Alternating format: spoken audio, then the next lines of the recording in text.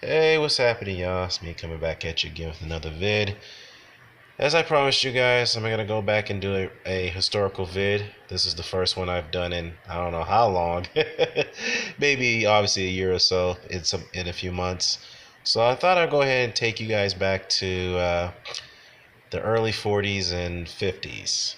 Now, the fighters before you see here is Jake LaMotta on your left, and the right you see Rocky Graziano.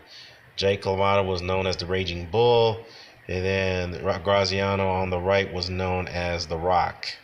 Okay, now the reason why I wanted to profile both these fighters is because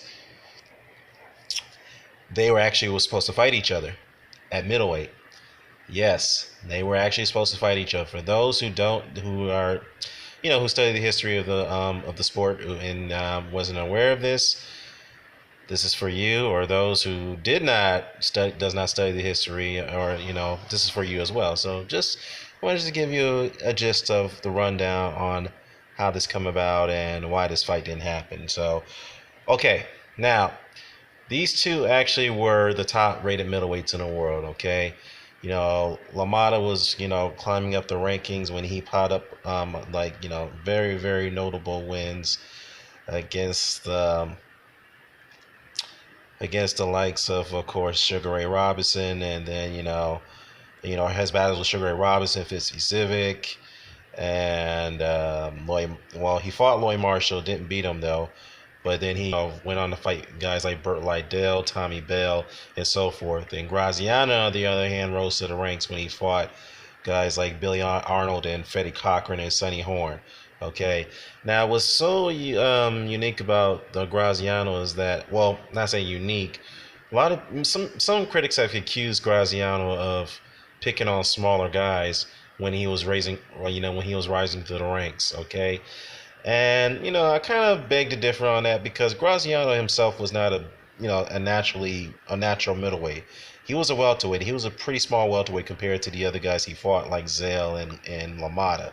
Okay, and I understand that back then there were same day weigh-ins and whatnot, but naturally he was not as strong as those guys. So you can't, that's why I wonder why some critics came after him for that. But anyhow, he did have some good wins. Of course, Graciano was known for his trilogy against the long-reigning middleweight champion of the world, Tony Zell, who some have accused of ducking Jake LaMotta. So that's very, very, very interesting. But needless to say, these men who are in the top, who are one of the top two middleweights at the time, signed on to fight each other, and they were scheduled to fight on June 14th. I believe the date was June 14th, 1950, if my memory serves me correctly. Yeah, it was June 14th, 1950, okay? They were set to go, and they were going to have a great middleweight showdown. And for some reason, the fight was called off. And the fight was called off due to an injury, and some say the injury was sustained by Graziano.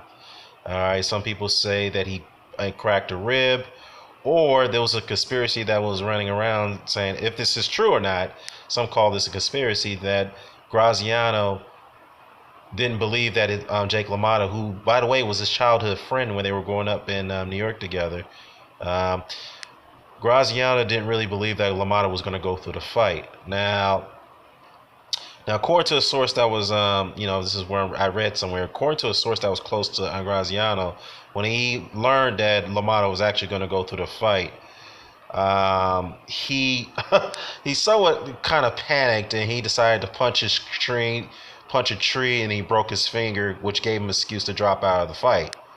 Now, again, I don't know. That's just a little bit of a conspiracy. I'm not sure if that's actually true, but if someone can let me know about that in the comment section below, please, because I was trying to look, I was just trying to figure this out, to research, find more information about this. I just couldn't find it. But all I know is that the fight was called off due to an injury, and there's again this speculation is behind why Graziano pulled out of the fight. Okay, now the bottom line is this: if the fight would have happened, it would have been a very, very great slugfest.